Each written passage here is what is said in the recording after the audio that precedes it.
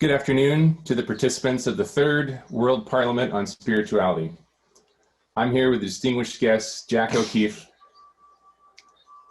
Hi, Jack. Hi, Derek. Could you introduce yourself to us? Sure, I'm Jack O'Keefe. I'm Irish and I live in the US. And I'm a spiritual teacher for about a dozen years. What do you teach and what are your methods to teach? Every seeker's path is different. Each of us has our own path to walk. And so I give a tailored response depending on the person who's presenting their situation. So what that means is a combination of the direct path and the progressive path. The direct path means abiding in the depth of your being, or the deepest opening to pure consciousness that you have access to. The personal path means healing your vasanas, going into conditioning, going into belief systems where you plug in and believe that you are your body, you are your mind.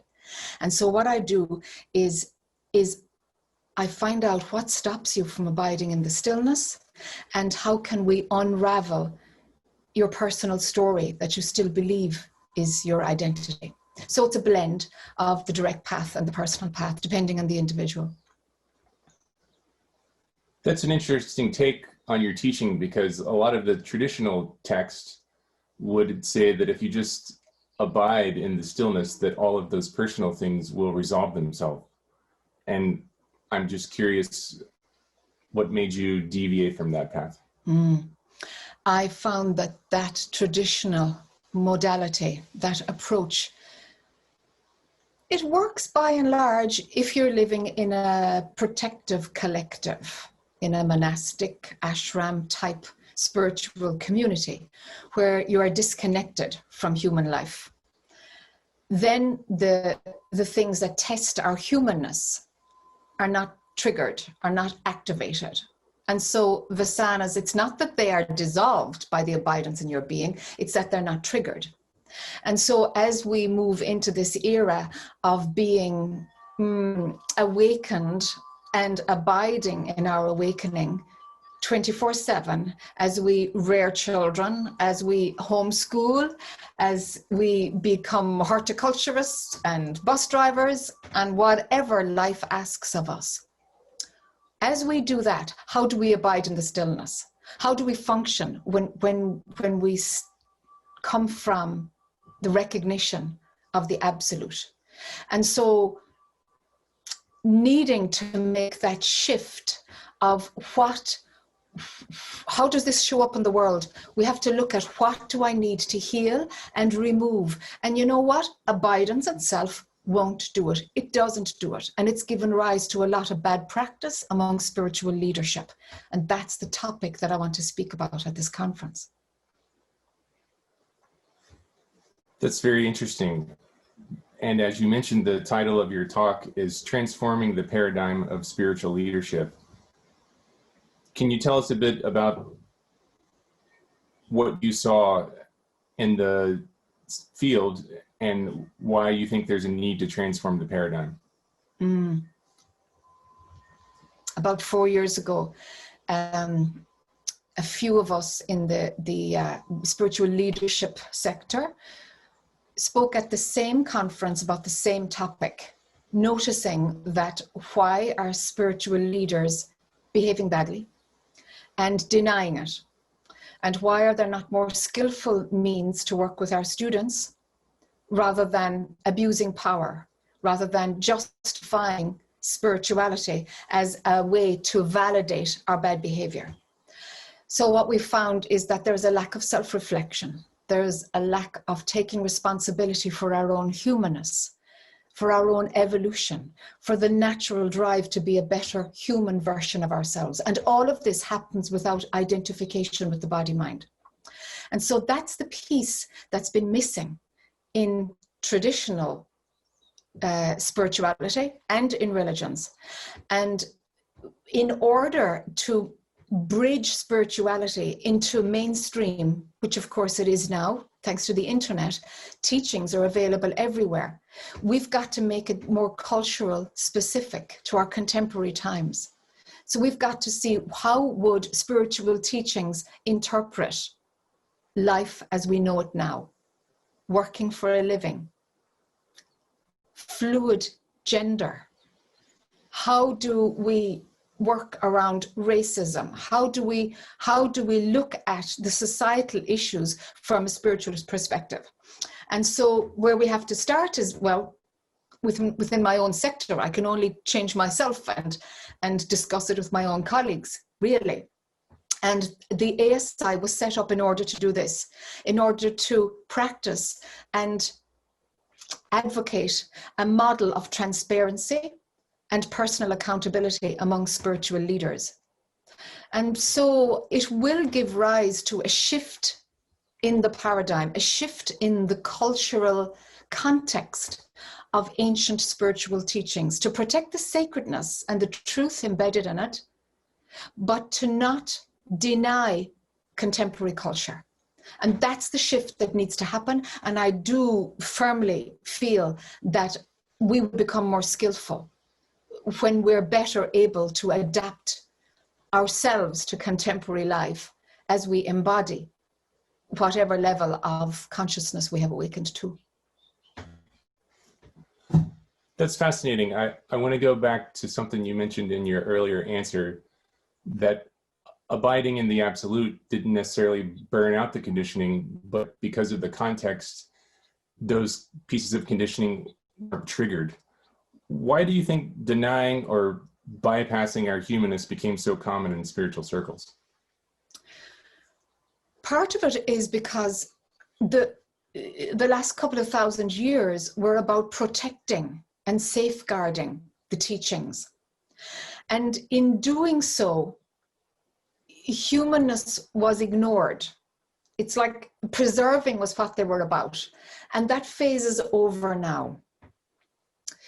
The abidance, sure, it gives you understanding of the spirit of the conditioning, your phenomenal spiritual conditioning or cultural conditioning, gives you understanding of it. But we've never before had to look at how an abiding awakening shows up in the world. And part of the problem of the consequence of preserving the scripture was that the teacher was deified, was turned into a guru, was seen to be beyond their humanness. And so there was no accountability. There was an assumption that there would be no blind spot in someone's personality and in their brain if they had awakened to the absolute. And we know that this is not true. This is not true, that our humanness evolves whether or not there is identification with being human. And so to honor our humanness means to bring that into the picture.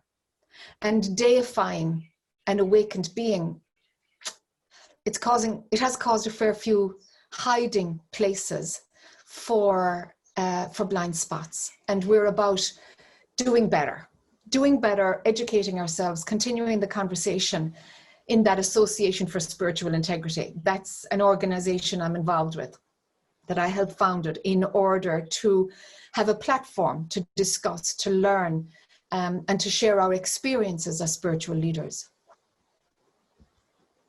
So there's two things coming to mind as we continue this conversation.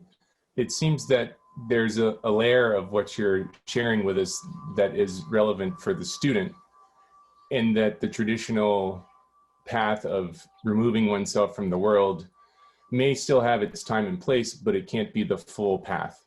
Mm. And the second is, what I'm hearing from you is that there is a need for the teachers themselves, those that do have an abiding awakening, that they also have an openness to reflect on their personality, their conditioning, things that may be hard to see if they are always in the role of the exalted teacher.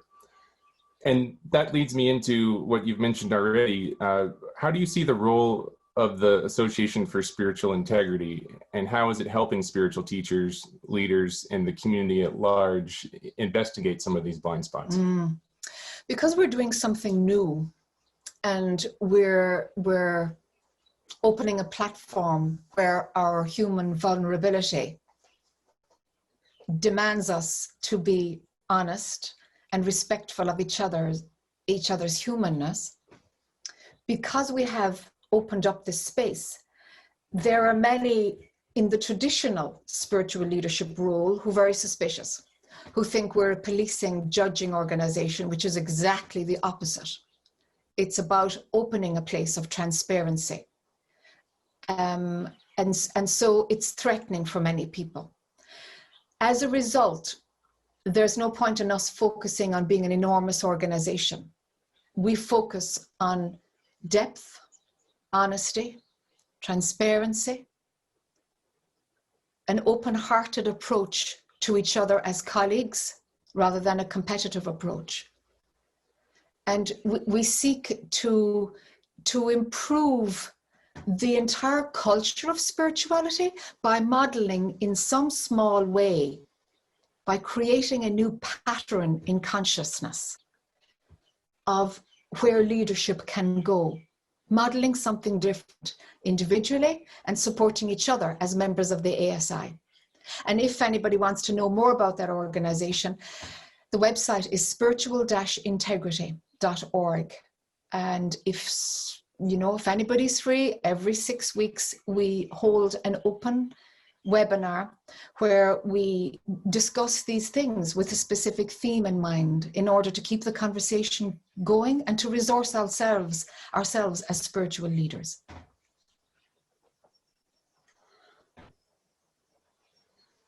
That's interesting, and it's something that sounds like it's very needed. Mm-hmm.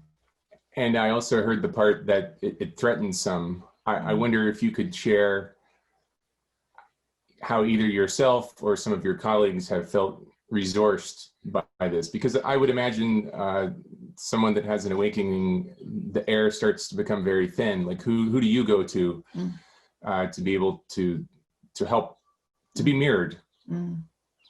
Yeah, that's the thing.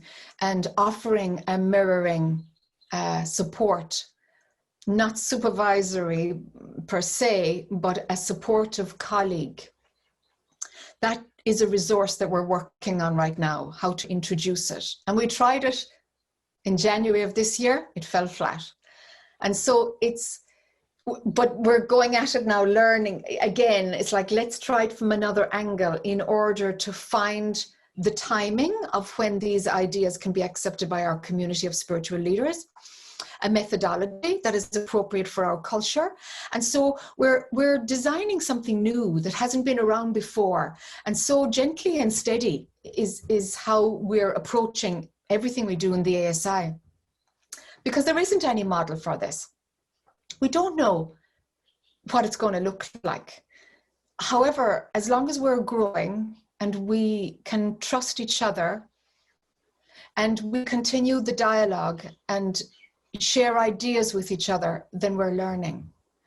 And so when I attend these webinars, it expands my understanding of what my colleagues experience. And so people outside of the webinar are connecting with each other. And so automatically there's a network of support emerging. And what works, let's build on it. And that's more the role of the ASI. What's working, let's build on it. Because none of us know where it's going. It's about listening to see what does the culture of spirituality need next. And so my talk at the upcoming conference will be about looking at this in depth to see what can each one of us as a spiritual leader, what can we take from this? How can we be more responsible for ourselves, for the power that we have individually and that we are given by our students? Do we abuse that power, or do we respect the students' power also? Do we receive feedback? There are so many ways of exploring the power differential between spiritual leaders and our community and our students in order to have a mutually respectful relationship. That and many other topics are what's involved in transforming the paradigm of spiritual leadership. And I look forward to chatting further at the conference itself. Thank you so much, Jack, for giving us your time today. I'd really like to acknowledge the courage that you and your peers who set this organization up have in this effort, because it would be very easy to take this topic and just apply it to students, but you're challenging your peers and myself and yourself and doing your part to evolve spirituality. And I think that's admirable and noteworthy. Thank you. And I look forward to the third World Parliament on Spirituality, and hope that all the presenters and topics are as rich as this one. Thank you. Thank you, Derek. Thank you, everybody.